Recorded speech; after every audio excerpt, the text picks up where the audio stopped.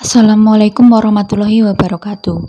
Kami dari kelompok 5 akan mempresentasikan hasil analisis Kode Etik Psikologi Indonesia part 1 pasal 21 hingga pasal 25.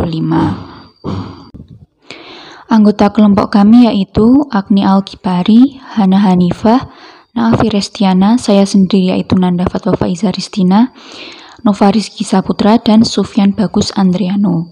Di sini saya akan menjelaskan mengenai pasal 21. Pasal 21 menjelaskan tentang pelayanan ilmuwan psikologi dan atau psikolog kepada suatu organisasi atau perusahaan. Dalam pelayanan ini, ilmuwan psikologi dan atau psikolog memberikan informasi mengenai 1. Sifat dan tujuan pelayanan, 2. Individu yang menerima pelayanan, 3. Hubungan antara ilmuwan psikologi dan atau psikolog dengan penerima pelayanan atau organisasinya. 4. Batas-batas kerahasiaan dalam pelayanan tersebut. Dan nomor 5. Siapa saja yang berhak mengakses hasil pelayanan tersebut. Namun perlu diingat, nomor 5 ini harus ada persetujuan sebelum dimulainya pelayanan.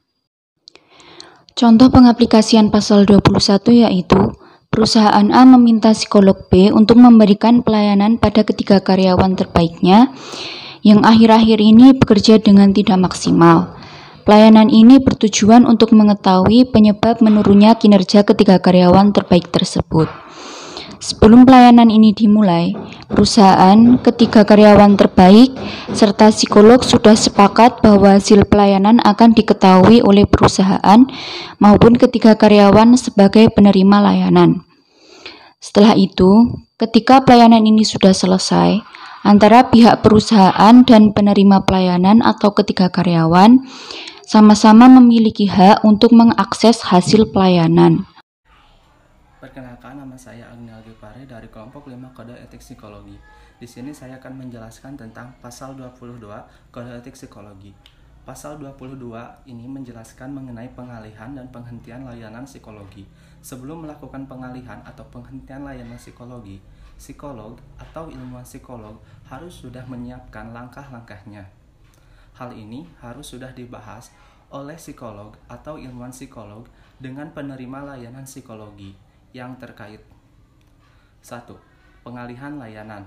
Psikolog dan ilmuwan psikolog dapat mengalihkan layanan psikologi kepada sejawat lain atau rujukan karena A. Ketidakmampuan psikolog dan ilmuwan psikolog, misalnya sakit atau meninggal dunia. B. Salah satu dari mereka pindah ke kota lain. C. Keterbatasan pengetahuan atau kompetensi dari psikolog dan atau ilmuwan psikologi. D. Keterbatasan pemberian imbalan dari penerima jasa dan atau praktik psikologi. Yang kedua, penghentian layanan. Psikolog dan atau ilmuwan psikolog harus menghentikan layanan psikologi apabila A. Pengguna layanan psikologi sudah tidak memerlukan jasa psikologi dan atau praktik psikologi yang telah dilakukan. B. Ketergantungan dari pengguna layanan psikologi maupun orang yang menjalani pemeriksaan terhadap psikolog dan atau ilmuwan psikologi yang bersangkutan sehingga timbul perasaan tidak nyaman atau tidak sehat pada salah satu atau kedua belah pihak. Pengaplikasian pasal 22 ini adalah ketika A sedang berkonsultasi kepada psikolog, tetapi psikolog yang mengenai klien A ini meninggal dunia. Karena itu pelayanan psikologi bagi A dialihkan kepada psikolog lain.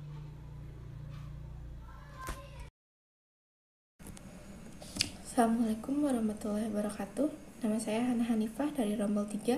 Kali ini saya akan menjelaskan terkait analisis pasal 23 Kode Etik Psikologi Indonesia. Jadi dalam pasal ini dijelaskan terkait hasil pemeriksaan psikologi dan juga kerahasiaannya. Jenis rekam psikologi ada 2, yaitu rekam psikologi lengkap dan juga rekam psikologi terbatas.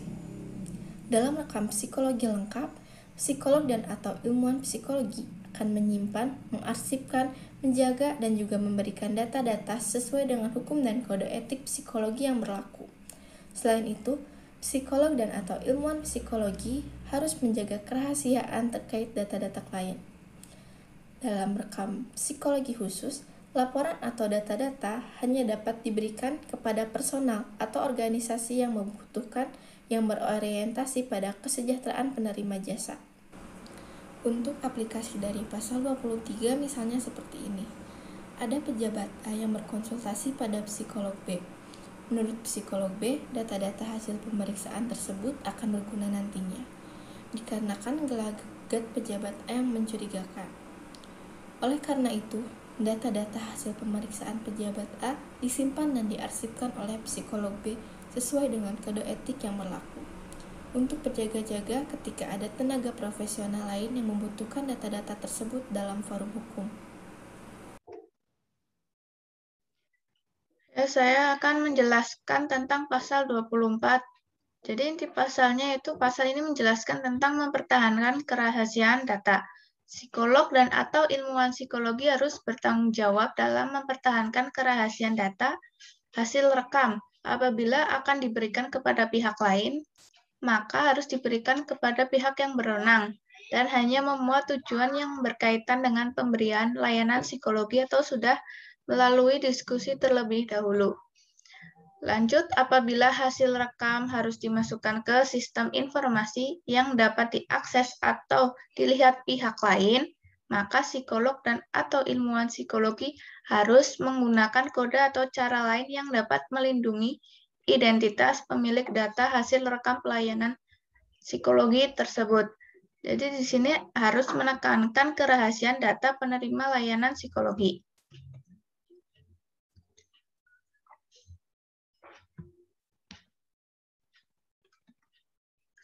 Adapun contoh pengaplikasian pasal 24 Kode Etik Psikologi Indonesia.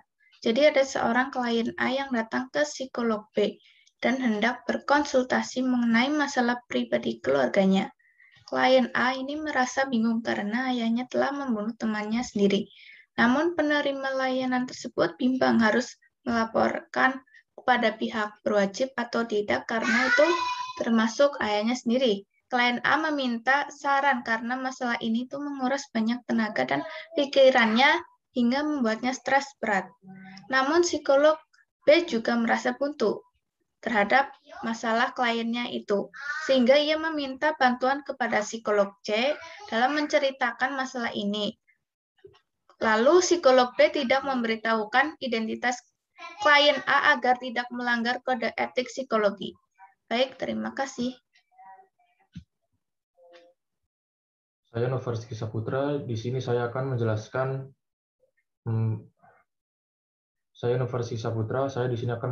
inti dari pasal 25 dan pengaplikasian pasalnya. Inti dari pasal 25 adalah pasal ini menjelaskan tentang pendiskusian batasan kerahasiaan data kepada pengguna jasa dan atau praktik psikologi. Data-data yang hendak didiskusikan hanya untuk keperluan atau tujuan ilmiah dan profesional dengan berusaha tidak mengganggu kehidupan pribadi penerima jasa.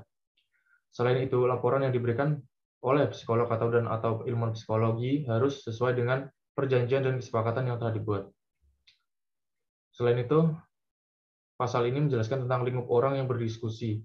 Lingkup orang yang berdiskusi adalah orang yang secara jelas terlibat dalam permasalahan atau kepentingan tersebut, dan data-data yang akan diberikan sudah mendapat izin dari penerima layanan, serta tidak merugikan pihak penerima jasa.